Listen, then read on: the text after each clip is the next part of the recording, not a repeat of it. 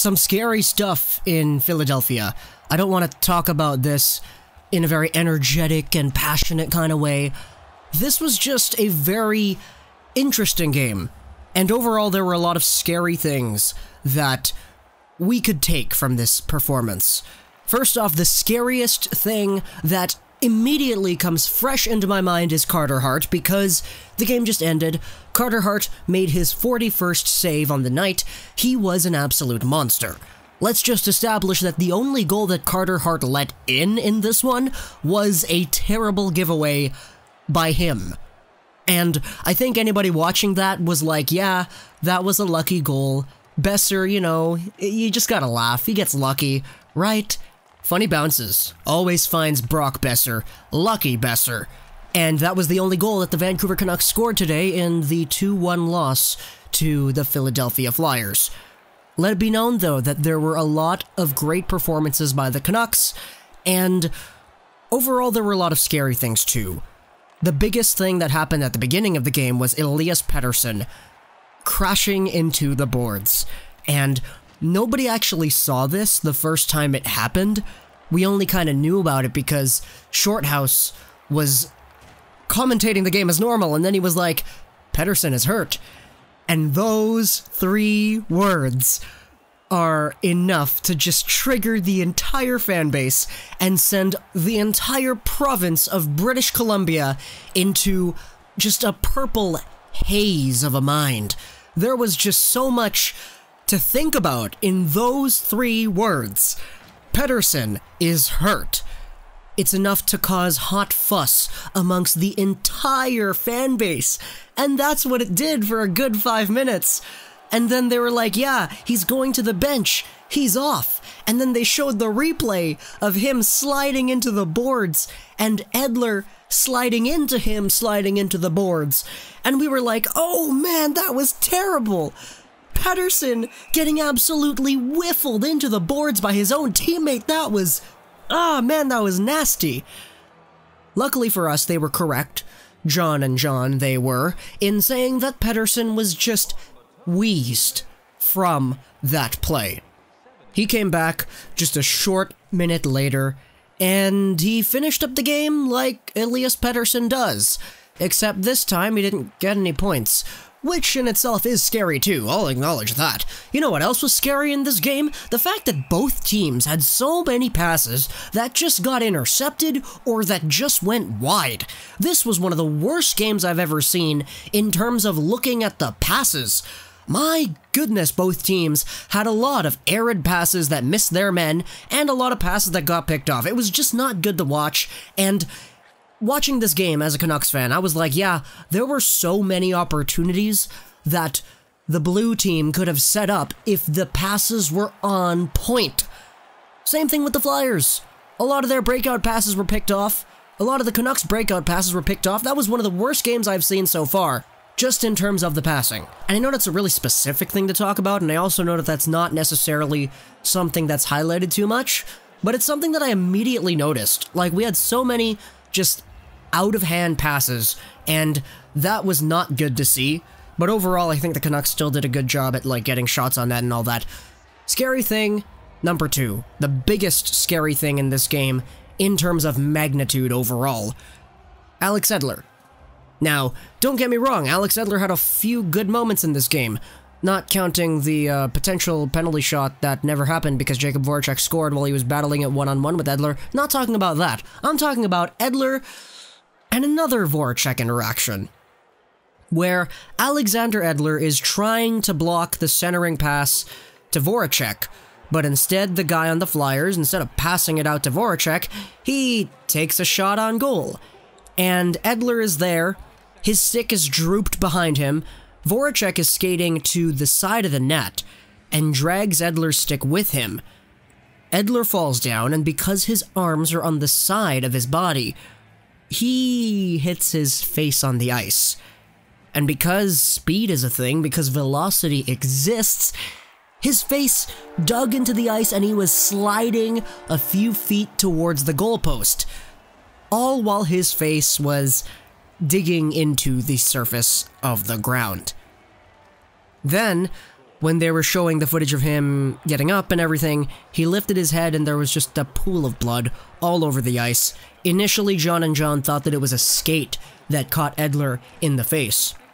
But the replay showed right away that there was no skate, no nothing near Edler at all. He just planted himself right onto the ice and slid a few feet with the side of his head just scraping along the ice as if it was a hockey stop on a blade. That was just so difficult to look at. My skin was getting all clammy watching that. It was not pleasant.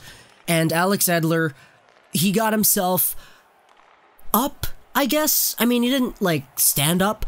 He was holding the cloth to his face while sitting up as he was stretchered off the ice. Voracek actually came over the entire way. Like, Voracek was there while he was on the ice. Voracek was there tapping his knees while he was on the stretcher getting taken off. Voracek, absolute respect to the guy. Obviously, the play was an accident. Nobody wants that to happen to anybody. But that was the scary thing that happened in this game. Also scary for this Vancouver Canucks team, Sven Baertschi, who didn't play today because he was stuck in Denver for an extra day. And the reason he was there in Denver is because he was feeling really bad. He actually got sent back to Vancouver recently from Denver. He didn't actually travel with the team to Philadelphia because he just felt so ill. And they highlighted this on the radio. They said that this is not a concussion thing. That's the official statement that came from Travis Green and the Canucks. It's not a concussion-related thing, but Baertschi just felt really sick, which is why he's not here anymore, at least on the road trip.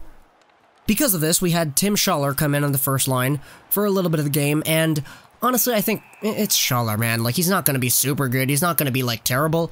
But obviously it raises concern for Sven Baertschi and who we have as a player because he's been through some health problems in the past, and I don't think there's anybody that isn't aware of that. Scary thing number 4. I think we're up to 4 things, 5 things, I don't know. Michael DiPietro is apparently going to get called up in an emergency situation. Something to do with the Vancouver Canucks either playing a lot of games or the fact that I think they mentioned this on the broadcast, it's nice to have 3 goalies in the system, something weird like that, but DiPietro might be getting the call-up to be with the Vancouver Canucks just for a little bit, which is really weird. Dan Murphy tweeted this on Twitter here. The Canucks haven't announced anything yet, but I understand the impeding call-up of DiPietro is precautionary. Not sure if Demko is under the weather or tweaked something. Took the entire morning skate today. And this kind of weird. It's weird. It's scary because we don't know what's going on. And overall, this was just not really a good day at all for Canucks fans, aside from getting a Boeser goal, which I think we all kind of like to see. Brock Boeser is on pace for 37 goals this year, which is crazy because he's not looked as good as he did last year.